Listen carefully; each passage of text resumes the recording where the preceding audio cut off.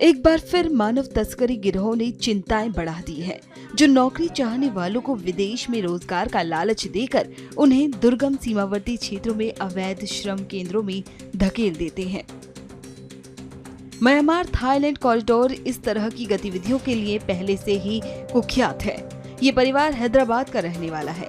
इनका कहना है कि कथित तौर पर रोजगार का लालच देकर उनके बेटे को थाईलैंड ले जाया गया, जहां उसे तस्करी करके दूसरे देश में ले जाया गया और उससे जबरन मजदूरी करवाई जा रही है। कोशिश करके हमारे बच्चों को वापस लाइए और हमारे असद अवैसी जो है उन्हें भी गुजारिश करती हूँ, जितने भी आप लोग सब बड़े हैं उन सब से गुजारिश करते हैं कि हमारी मदद करें, हमारे बच्चे हमारे पास लौटे। हमारे को एक ही बच्चा है, बच्चों के सहारे से ही हम लोग हैं। अब बच्चे बहुत परेशान हैं, ना हम फ़ोन कर सक रहे बच्चों को, ना उन लोग हमारे से बात करने दे रहे फ़ोनों पे। बहुत जुल्म कर रहे लोग। क्या है सो ये गैर कानूनी जो है वो बंद करा देना चाहिए आप लोग। बहुत बच्चे हैं, हमारे बच्चे भी नहीं, और हैदराबाद के थोड़े तेलंगाना के बच्चे भी है, उसमें आंध्रा के बच्चे भी है, बहुत सारे बच्चे हैं, मगर कुछ नहीं कर सक रहे वहाँ पे। लोगों को कुछ करना ही नहीं दे रहे लोग। बस आप लोगों से गुजारिश है कि आप लोग मदद करें, हमारे बच्चों को लौटाइए बस। 6 महीने पहले बाहर जा रहा हूँ बोल के निकले यहाँ से। हम लोग मुहर्रम हमारा महीना है जिसमें हम लोग वो करते शहादत रहती है हमारी, उसमें महीने में उन्होंने निकल गए। हम लोग थोड़ा बोरान थे, उन्होंने निकल गए। उसके बाद से जो हो समा 1.5 महीने तक अच्छी बात हो सकी उनसे, सब अच्छा हुआ। 1.5 महीने के बाद से उन्होंने कॉल आया ना कुछ, बात ही नहीं हो सकी उनसे। हम लोग परेशान थे यहाँ पर। बच्चा एक दिन भी अगर सेकंड के लिए भी बाहर गया तो कॉल करता था, मगर न कॉल नहीं, कुछ नहीं, क्या नहीं है। हम लोग भी परेशान, बहुत परेशान थे। उनका एक कॉल भी नहीं आ रहा था। उसके बाद से 2 महीने के बाद में कॉल आया। फिर उन्होंने बोले मम्मी हम लोग बहुत परेशान हैं, यहाँ पर कुछ हुआ, मतलब आर्मी आई, कुछ हुआ। उसके बाद से जो है सो हमारा बैग चले गया, मेरा फ़ोन चले गया, मेरे पास कुछ भी नहीं है। फिर वो लोग हमको यहाँ से लेके कोई दूसरी कंट्री लेके आ लिए। वो कंट्री क्या है हमको मालूम भी नहीं बोलकर बोली। फिर उसके बाद से जो हो सो हम लोग यहाँ पर पूरे परेशान, कैसा आखिर हमारा बच्चा कहाँ जाके फंस गया।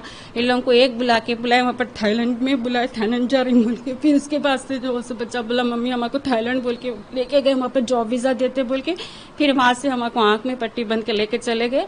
फिर यहाँ पर हमारे से काम ले रहे। मैं बोला मैं नहीं करता हूँ यहाँ पर काम, मैं नहीं कर सकता बोलकर बोला। मेरा बच्चा तो उसको हाथा बन के पैरा बन के दुनिया का रोड से मारे, मेरे बच्चे को आँख पे मारे। आँख इतनी ऊपर खून से भर गई थी मेरे बच्चे की। मेरा बच्चा बात भी नहीं करा मेरे से, मैं परेशान हो जाऊंगी बोल के। फिर उसके बाद से बोला कि तेरा ठीक हुए बाद से मेरे को कॉल करके बोला मम्मी मैं ठीक हूँ, ऐसा हुआ मेरे साथ, इसलिए मैं आपको बात नहीं करा, आप परेशान हो जाएंगे बोल के। अब लोग उस दिन से हम लोग बहुत परेशान है। मेरा बच्चा बोला मम्मी ज़रा रिक्वेस्ट करो अपने प्राइम मिनिस्टर साहब मोदी जी और अपने असदुद्दीन साहब और जो है जयशंकर साहब जी की बड़ी आप लोगों से सबसे गुजारिश है। ये मेरा बच्चा मीर सज्जाद अली जो कि इस वक्त मेरा बच्चा मासूम है और लोगों को धोखा दे के लेके गए। मेरे एक बच्चा नहीं है, वहाँ पर सबके बच्चे हैं। आप गुजारिश है आप लोगों से, मेरे बच्चों को ये धमकी दिए हुए है, अगर इन्हें अगर टारगेट भी बना तो उसको मार डालते बोले। मेरा बच्चा बहुत डरा हुआ है, इसीलिए 100 बच्चे हैं। मेरा बच्चा सही सलामत ला दिए, आप लोगों से बहुत बड़ी मेहरबानी होगी। आपने सुना इन माओ का दर्द। वहीं इस खबर पर असदुद्दीन ओवैसी ने भी विदेश मंत्री एस जयशंकर से गुजारिश की है। ओवैसी ने एक्स हैंडल पर लिखा, मुझे एक दिल दहला देने वाली खबर मिली है।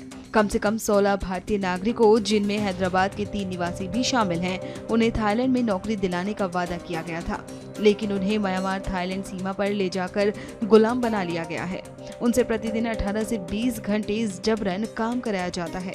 उन्हें शारीरिक दंड दिया जाता है और उनके पासपोर्ट, फोन और चिकित्सा सुविधाएं भी छीन ली गई हैं। डॉक्टर एस जयशंकर से निवेदन है कि वे सभी भारतीयों को बचाने के लिए तत्काल हस्तक्षेप करें। ये जानकारी हैदराबाद के उस्मान नगर निवासी मीर सज्जाद अली से मिली है, जो वर्तमान में म्यांमार थाईलैंड सीमा पर कैद हैं। उनके साथ मौजूद 2 अन्य लोग मौला अली और बंजारा हिल्स के निवासी हैं। बता दें कि म्यांमार थाईलैंड कॉरिडोर इस तरह की गतिविधियों के लिए पहले से ही कुख्यात है। भारत ने पिछले साल थाईलैंड से अपने 1500 से अधिक नागरिकों को विशेष उड़ानों से वापस बुलाया था।